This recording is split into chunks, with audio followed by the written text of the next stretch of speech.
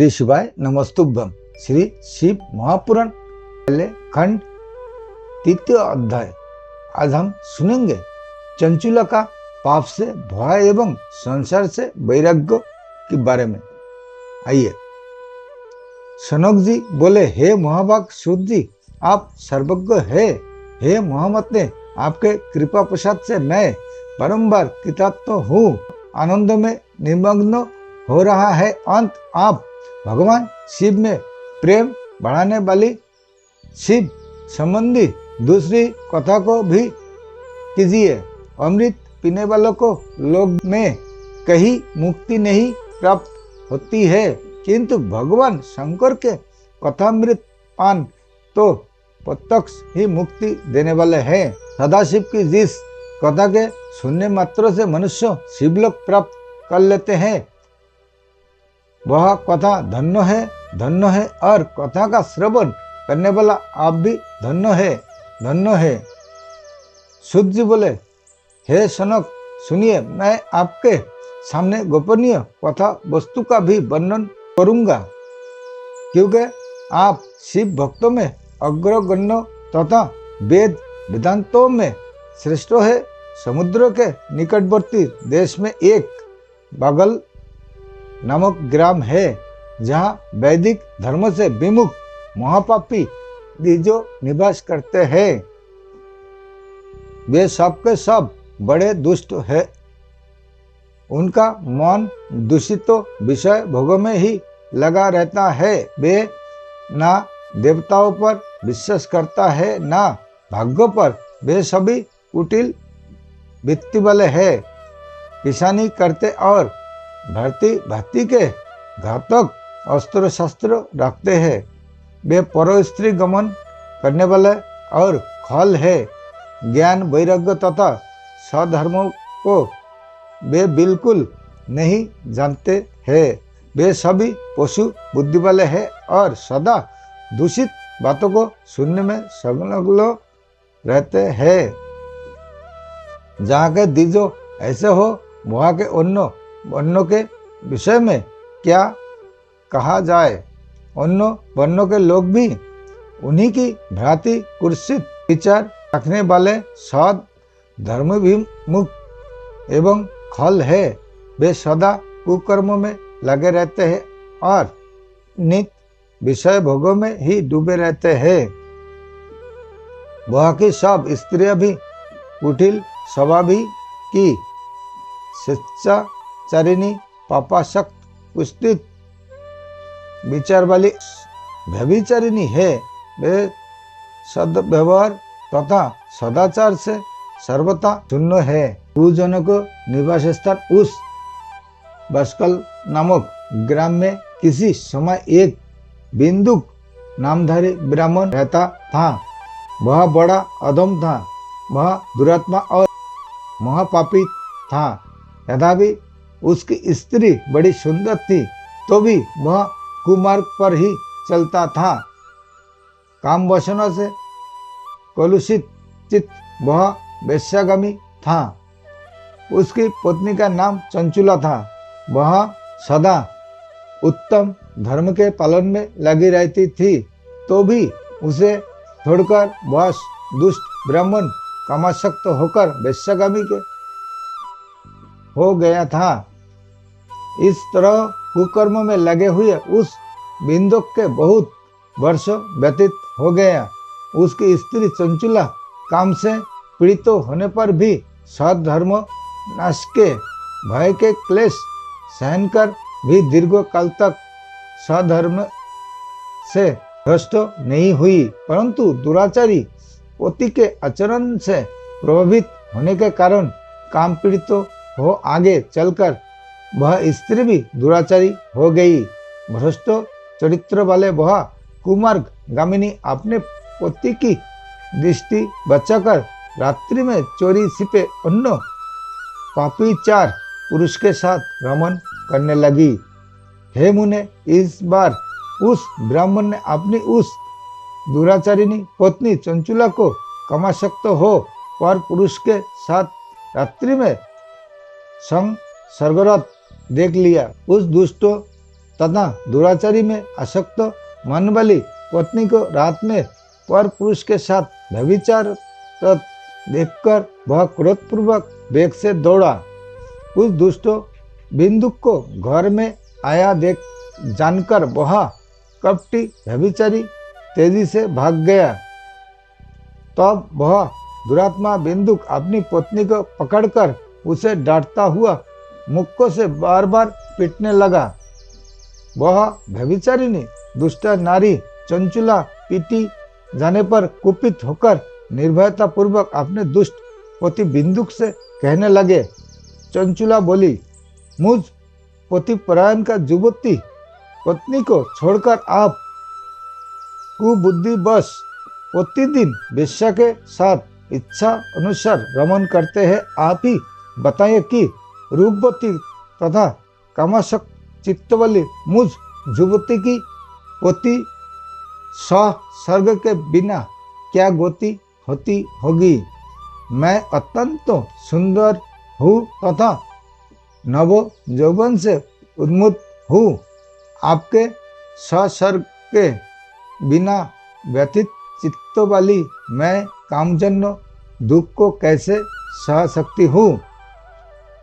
शुद्ध बोले, उस स्त्री का इस प्रकार कहने पर वह मूढ़ बुद्धि मूर्ख ब्राह्मणाधम सधर्म विमुख दुष्ट पापी बिंदुक कहने लगे।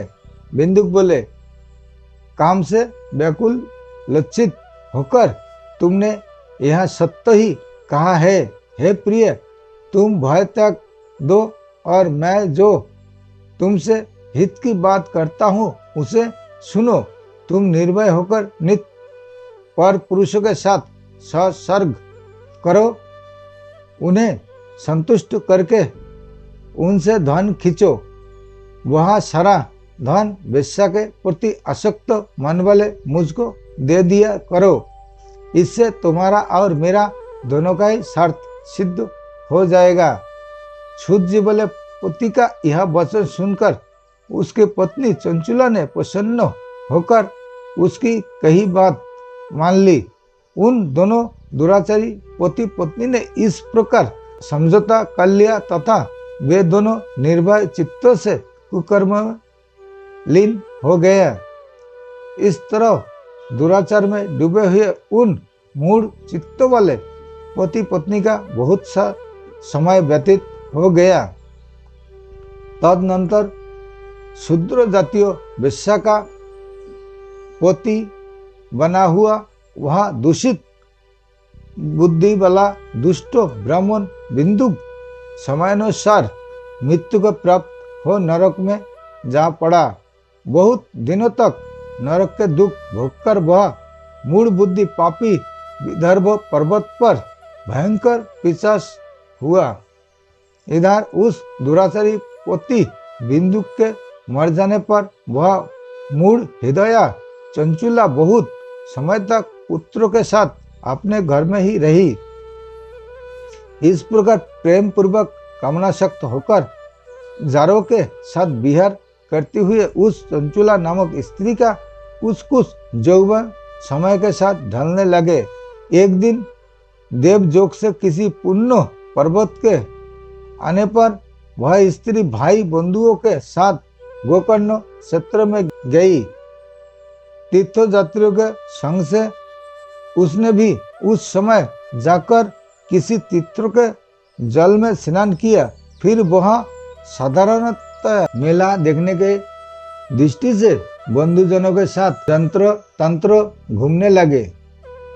घूमती घूमती किसी देव मंदिर में उसने एक देवयज्ञ ब्राह्मण के मुख से भगवान शिव की परम पवित्र एवं मंगलकारिणी उत्तम पौराणिक कथा सुनी।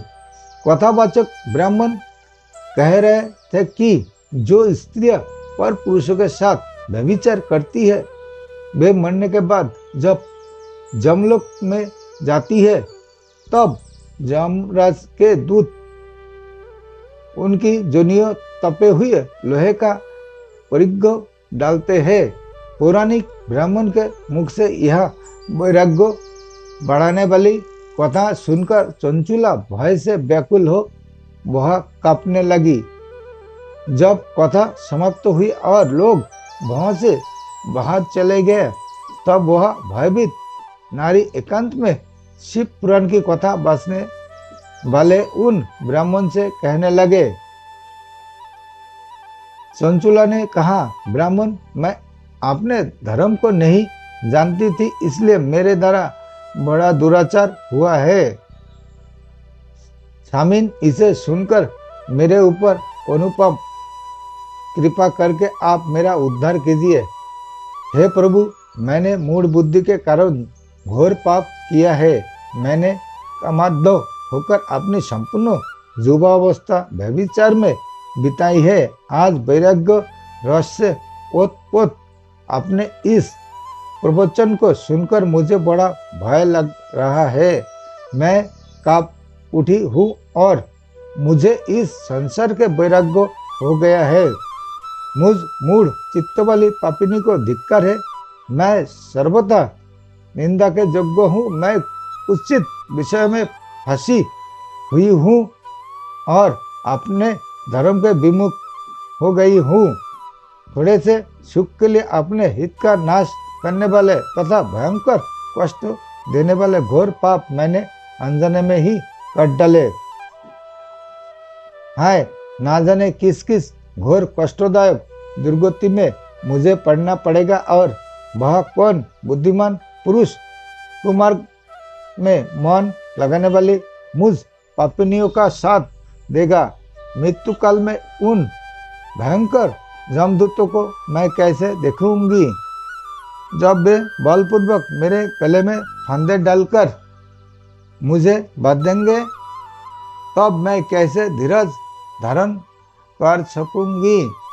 नरक में जब मेरे शरीर के टुकड़े टुकड़े किए जाएंगे, उस समय विशेष दुख देने वाले उस महायातना को मैं वह कैसे सहूंगी।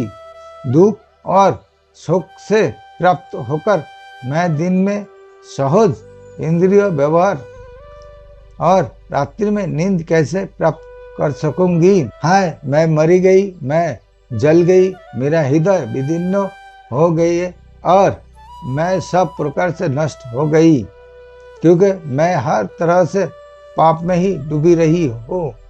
हाय विधाता, मुझ पापिनी को अपने ऐसी दुर्बुद्धि क्यों दे दी, जो सभी प्रकार का सुख देने वाला स्वधर्मों से दूर कर देती है।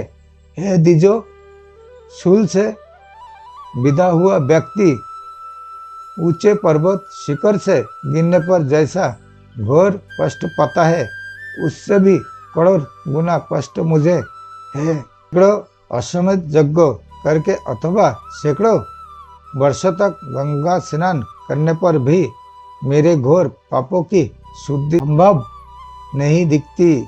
मैं क्या करूं, कहाँ जाऊं और किसका आश्रय लूं। मुझ नरकगामिनी की इस संसार में कौन रक्षा करेगा। हे ब्राह्मण, आप ही मेरे गुरु है, आप ही माता है और आप ही पिता है। आपकी शरण में आई हुई मुझ दिन अबला का उद्धार कीजिए, उद्धार कीजिए। शुद्ध जी बोले, हे सनक जी, इस प्रकार खेद और वर्ग से युक्त हुए चंचुला उस ब्राह्मण के चरणों में गिर पड़े। तब उन बुद्धिमान ब्राह्मण ने कृपा पूर्वक उसे उठाकर इस प्रकार कहा। इस प्रकार श्री स्कंद महापुराण के अंतर्गत शिव पुराण महात्म्य में चंचुला वैराग्य वर्णन नामक तीसरा अध्याय पूर्ण हुआ।